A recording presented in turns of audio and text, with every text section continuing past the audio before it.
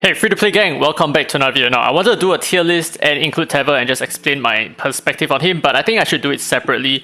Now, the thing is, the reason why I'm raising Tevor, isolating him on his... Yeah, that's what isolating means. The reason why I'm doing that is because in the next update, in 3.3.0, if you didn't already know, he's going to be the new Shimmer Banner Esper. Now, the reason why he's going to be the next Shimmer Banner is because they fixed him in the current update, and they cannot sell him in this current update because he's just fixed. So they need players to test him out to check out whether is he worth pulling or not, and then try to sell him in the subsequent update. So that is why he is going to be in the 3.3.0 update. So then the question is, should you be saving your Shimmer records for Tevor's banner based on his current buff and all that? So I'm gonna go through whatever that I understand about Tevor as a whole and how he places right now against the other Shimmer gods out there. So we have Nusi, we have Shenpin, and now we have Tevor, who is supposedly like the up-and-coming overpowered Shimmer legendary Esper, right? But is that really the case? So let's talk about Tevor. So for this video, the Too Long Didn't Watch attempt at answering the question, should you be pulling for Tevor or not? The short answer is most likely going to be no. Now, there are more than a couple of reasons why, and I hope that you watch the rest of the video to understand my perspective, instead of just saying, oh no, Daddy Free to Play thinks that Tevor is bad. Okay, so that is not the case at all. Now, we're going to talk about his pros and his cons very simply over here. So the first pro is, oh my god, why is this in the middle? Okay, never mind. He's an anti-reviver, right? So on his second skill, as you can see here, enemies killed by Tevor cannot be revived. So because he's an anti-reviver, he's the hard counter to the new Banner Esper. Now, what our general understanding of Lian is she's going to really support the tanky meta in a sense that she's going to introduce an instant miss rate mechanic at R6.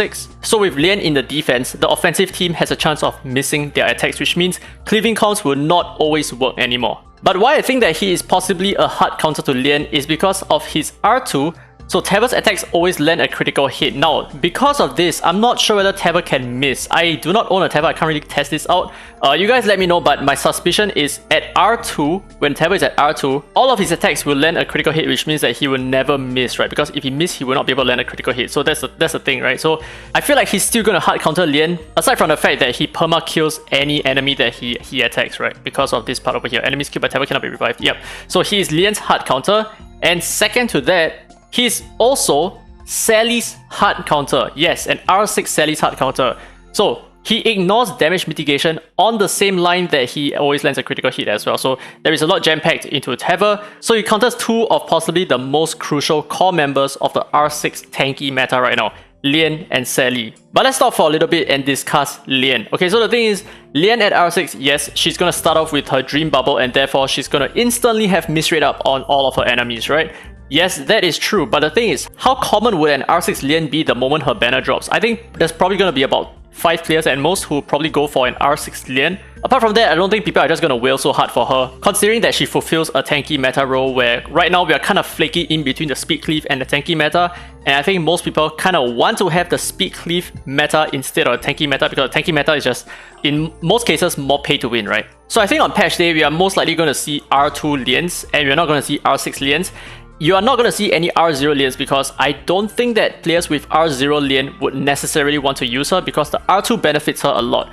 Going straight from her third skill into her second skill, she's able to take a lot of active turns and be quite the support, right? Assisting with the healing and the AP pushing at the same time. So I think for the most part, we will see more R2 Lians than R6 Lians. But the thing is, anything that isn't an R6 Lian is going to be cleavable because you're not going to start off with the Dream Bubble, therefore you're not going to protect your entire team from speed cleaving. That is not going to be the case at all. So for the most part, I don't think R2 Lians are even a threat because you can just speed cleave her team entirely. You do not really need to use a Tevor to do so. You can use almost any kind of speed cleave comp, and as soon as you take the first turn, bam, the Lian is gonna die anyway, so it doesn't really matter. Now back to the pros of Tevor. Okay, so the third pro is he is a strong sniggle target nuker with AP control. Yes, so I'm talking about his third skill here, right? So he absorbs all of the enemy's AP and then he attacks the enemy afterwards. And the thing is, after killing the enemy, okay, I don't want to jump the gun, but yeah. So this is what his third skill does. He's a very strong single target damage nuker with AP control.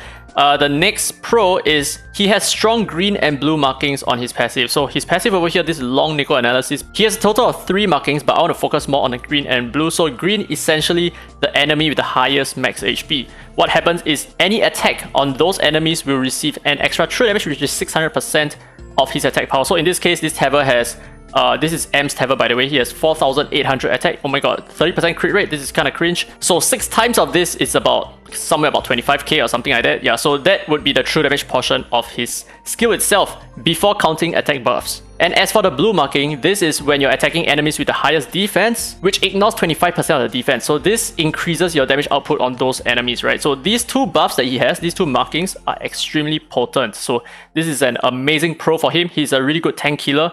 And pro number 5, because of his Nico Sense effect here, where whenever he kills an enemy, he recovers Nico Sense. What Nico Sense does is it actually resets all of his cooldowns, which is essentially his 3rd skill over here. So he's able to spam his Nico gift box whenever he kills enemies. So he can 1-tap, 1-tap, 1-tap, 1-tap. So that is the goal behind Tevor right now. And now pro number 6, he cannot be critically hit and always crits at R2. So if you take a look at his passive again, this is his R2 effect. Tevor's attacks always land a critical hit. And because of the Nico Sense buff, chance of taking critical hits is actually reduced by 100%, which makes him very, very strong against like tanky espers. Like for example, Everett, who without his crit is actually not going to hit a lot. So yeah, this is how he actually survives very well in the current tanky meta as well. And his final pro is that he's the Pursuit King at R6. So I don't have an R6 Tevor to show you guys, but his pursuits all come from his 1st skill. So every 3 allies attacks, he will pursuit, which makes him really good in like Desolate Lands, for example. So those were the pros. Let's take a look at the cons. There is only a few cons, but this really shows just what kind of Esper Tevor really is. Okay, so we're gonna check out the first one. He has Butchered AI. So now, I talked about his green and blue marking, but I didn't talk about his red marking. So he will apply red marking on the enemies with the highest attack, and upon killing an enemy with the red marking, you will deal true damage to all enemies, which is 150% of the overkill damage, up to 250% of his attack, which is in this case about 10k damage, which is like not much, right? 10k damage as splash is nothing. And why I say that he has Butchered AI is his AI would tend to target enemies with the red marking, and it used to be good when it wasn't capped by 250% of his attack. But right now, because it is capped to 250% of his attack, he's always going to attack enemies with the highest attack, but that doesn't really do a lot because that's not going to ignore defense. That is also not going to do true damage. So his AI effectively nullifies him quite a little bit. So that kind of sucks, especially in knockout or if you want to run point war without running it manually, right? So Butchered AI, this is a really, really big deal right now. And now, con number 2, he needs accuracy just to land his AP absorption and also the buff dispelling. If not, you're not always going to consistently do what you need to do. And third and final con, I think this is probably like where most of you guys will see my point. So he is a pure single target DPS with almost no control. So all he has is AP absorption here, and he has a Seer debuff here, and yeah, no control. So see Valeria, they are kind of similar in the sense that they are in a very awkward position right now, where in most PvE content, they will not be used all that much, except for maybe in some Ritual Miracle speed runs. But the thing is, you're not really speeding any runs that much with Tevor because his AoE damage is not even that good anymore because it is capped. So for the most part, the way I see him is just a Valeria that hits really hard, but he carries almost nothing else otherwise. But of course, I could be completely wrong. He might have his own niche in certain PvE content. Like for example, if you're talking about... No, even if you're talking about the Sunken Viper, both Valeria and Tevor are good in that content. So it's not his niche. So maybe if you're talking about R6 Tevor, but then again, I shouldn't even be considering R6 Tevor because most of you guys are free to play anyway. So for the most part, Tevor right now at R0, or maybe let's talk about R2, right?